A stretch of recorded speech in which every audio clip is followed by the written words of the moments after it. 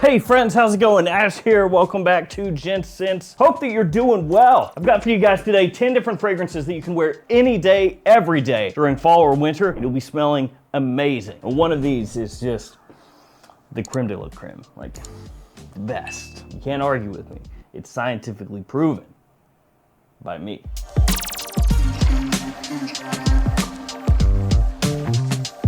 All of these will be linked in the description. Let's get started, and I want to get started with that one that I was referring to, the just best of the best, Gucci Envy. You might notice I've also got one back here. Yeah, I've got 2 bottles of Gucci Envy that usually sit back there. I just grabbed one of them. Gucci Envy for men. Now here's the bad part about this. It's discontinued.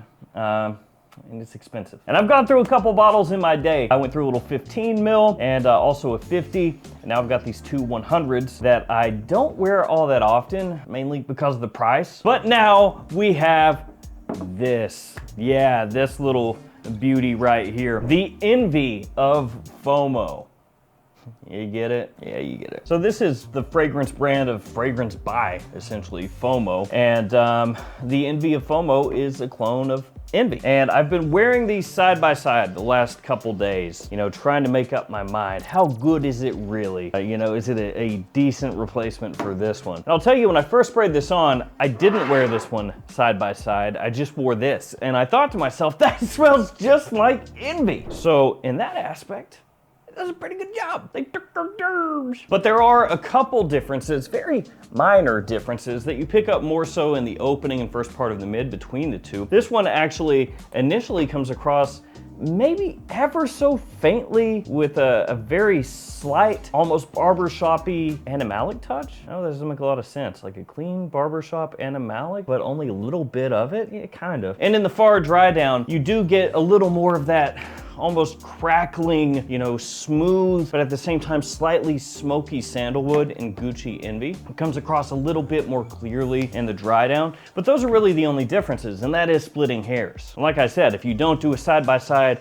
back and forth comparison, then you'll just be like, oh, that's Gucci Envy. Performance is also spot on, really well done. And I gotta admit, honestly, I'm kind of annoyed, because I've been wanting to do a line of my favorite discontinued fragrances brought back forever, and they've stolen it from me. But this is really good, like really, really, really good. So for those of you out there who are big fans of Envy, like myself, but you don't want to pay that jacked up price, or maybe you own this and you don't wear it that often because of that jacked up price, you can scoop this up and it's gonna get the job done for you, and it's gonna fire off those Envy neurons in your brain, release a little bit of a happy chemical rush up there, which as you get older, that's more and more rare. Yay. So the Envy of FOMO, sick. All of these will be linked in the description. I don't remember if I said that. Also guys, here are some codes that you can use to save yourself some money across a bunch of different websites. Max Aroma's got new codes, JOMASHOP got new codes, so be aware of those, put those in the memory bank. And if you're on TikTok, throw me a follow at Gents. Let's keep it moving. Paco Rabanne Invictus Parfum. What are you doing here? What are you doing here? Oh, I put it in the list. That's what it's doing here. So this one, a little bit of a classier Invictus, but it still has that classic Invictus DNA. Not quite as bubblegummy as the original, more in line with Invictus Legend actually, with a bit of a soapy aspect as well. And I gotta say, this is one that grows on me more and more the more that I smell it. I'd be lying if I said that I never have moments where I smell this sometimes and go, huh, Invictus. But it's pretty good because that DNA has not always worked for me. But this one I think is really well done. Nice performance. It gives you that compliment factor while not going too immature, and the bottle looks sweet. So Invictus Parfum, digging that one. Let's go with the cheapie, Mercedes-Benz Le Parfum. So we all know Mercedes-Benz has some bangers for cheap. Some fragrances that you can pick up from discounters for like, you know, 30 bucks, 40 bucks, that punch outside of their weight class. This is one. But it's not as hyped as Mercedes-Benz Club Black or Mercedes-Benz Cologne used to be. And there are other Mercedes-Benz fragrances that are very good on the cheap as well that have gotten a little more hype than this one. But this is gonna run you typically somewhere around 35, 40. So it falls in that range I was talking about before. And it's been compared to ombre leather. It's been compared to Tuscan leather. It's been compared to Fahrenheit even. And it is not the same as any of those. Not the exact same. It's not a one-to-one or anything like that, but it's in that wheelhouse. A really well done leather fragrance Nice little bit of sweetness in there, some warm spices. The quality is pretty nuts for the price point. It's just one of those ones that does a lot with a little budget and flies under the radar. Just total hidden gem. And that's not the only one actually that's a hidden gem from Mercedes. Now I know a lot of the stuff they put out here more recently is a little bit more in that wearable day-to-day blue fragrance kind of vibe, at least a good amount of them, but they have a number of other fragrances that are actually real good. Dig into that catalog, see what they got. See what they got, Mike. Jasada Ambassador up next, and look at this. Yes. Okay, next, moving on. Of course, I'm only playing, but you know, a magnetic cap, that's pretty nice. This one, a little bit of a hype beast. So we go from one that's kind of under the radar to one that's a little bit of a Fragcom hype beast, hype monster, hype whatever. This one's really interesting because for some people, it's gonna remind them of Dior Sauvage. So yeah, the way it opens up, it's got that fuzzy Ambroxan kind of feel when you first spray this on. Then it pretty quickly shifts gears, it changes, it's not Dior Sauvage. There's mango in here, there's apple, there's black pepper. Again, that's gonna give you a little bit of that Sauvage sausage vibe when you first spray it on. Vanilla as it dries down, amber, woods, a lot going on. So it's fruity, warm, fresh, and very masculine. Now, when I say very masculine, I mean that in a contemporary fragrance way. I'm not meaning that in a 1980s fragrance way, so keep that in mind. Really solid performance and not too expensive. So a lot to like about this one. Real versatile. You can use it all over the place. I know that when you look at this dark coloration, you're thinking, oh, just during the evening, special occasions, but that's not really the type of scent that this is. You can wear it during special occasions, don't get me wrong, but I'm saying it's more versatile than that. Got another new one here. Amen Phantasm from Mugler. Now, I'm just happy that they brought this line back, okay? This Amen line. I'm happy to see it. I know not everybody feels that way. Some people feel like this is not up to snuff with the whole Amen line, but I think it's a nice little jumping off point to get back into things. Now, I've said this before, but when it comes to the Mugler Amen line, most people put Pure Havana, Pure Malt, right up there toward the top. Maybe some people put the original Amen up toward the top as well, because that is the thing that kicked it all off, but Pure Havana, Pure Malt, right? And then Pure Tonka typically gets talked about very highly, Ultra Zest as well. But then you have a lot of other fragrances that are below that. Pure Leather, for example, which again, not an awful fragrance, just not up to the heights of the other ones. Or Crypto Mint, or Amen Ultimate. You know, there are a bunch of other ones. Pure Energy. Pure Energy! So you've got all these different fragrances that are below the big boys. And this one is easily as good as those, and actually better than the majority of those, if not about all of them. It's got a decent amount in common with Pure Tonka. You can smell the aspects of the original Amen in here. It's easygoing, wearable, chocolatey patchouli.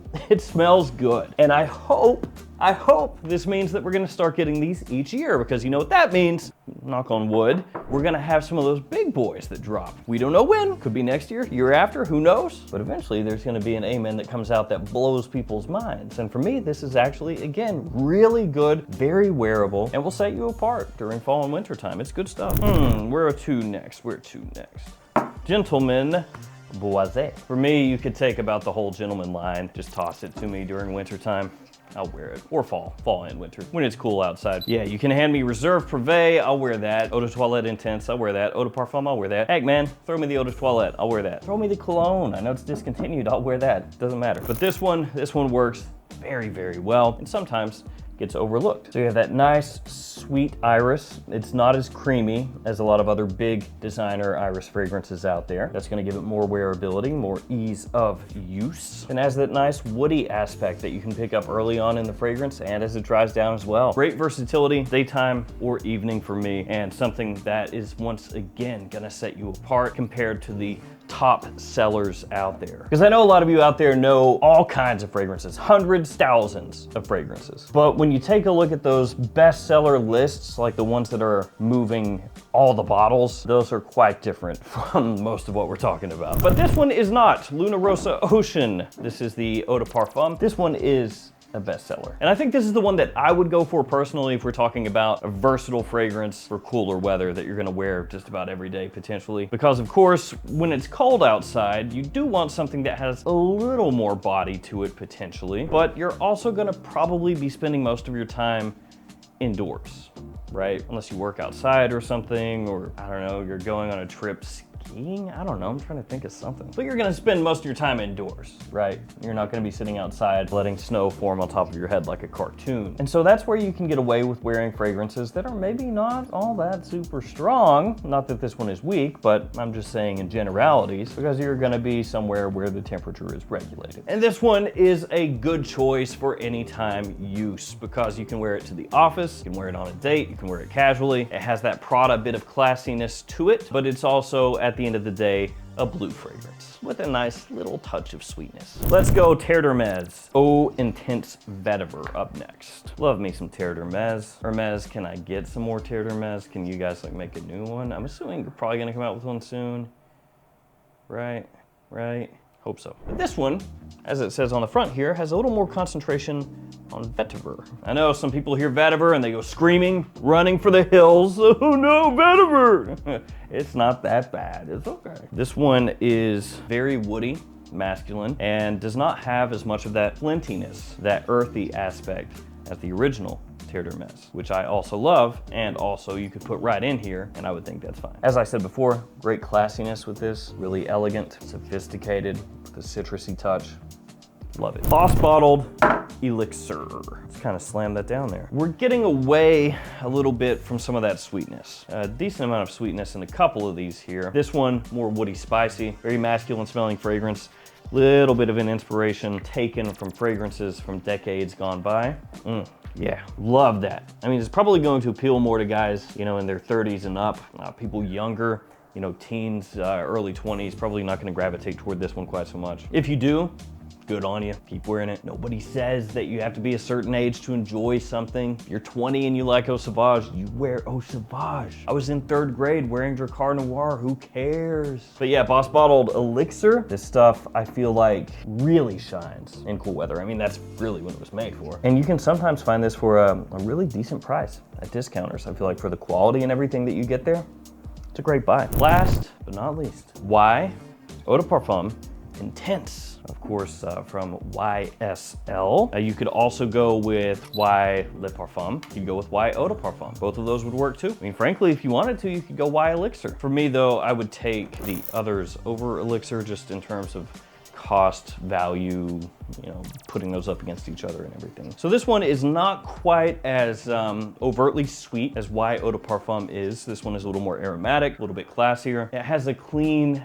edge to the scent that's gonna harken back kind of to like the Eau de Toilette, where that has a little bit of a clean aspect to it. Clean laundry, some people say. Very modern smelling, big attention grabber, good compliment puller, extremely versatile. Frankly, you could wear this year round, not just during cool weather seasons. But it is, at the end of the day, a Y fragrance. And by that I mean, you can clearly smell that this is related to Y Eau de Parfum, Y Le Parfum, Y Elixir, Y Eau de Toilette. So this is not that Sauvage Elixir type vibe where you smell it and you go, oh, this is something totally different. This is a tweaking, a changing of the overall scent structure of Y, which is really what you would expect a flanker to be fair. But a nice choice and one that gets sometimes overshadowed by the Eau de Parfum and Le Parfum. So there we go, guys. 10 fragrances right there. It'll have you smelling amazing. And for real, if you're a fan of Envy, do try to check that out. I actually have both of them on right now. If I could make one change and against splitting hairs, it's so good, so good. Just a touch more incense. Thank you guys for hanging with me. Stay safe out there. I'll see you tomorrow with another fragrance video. See you guys later.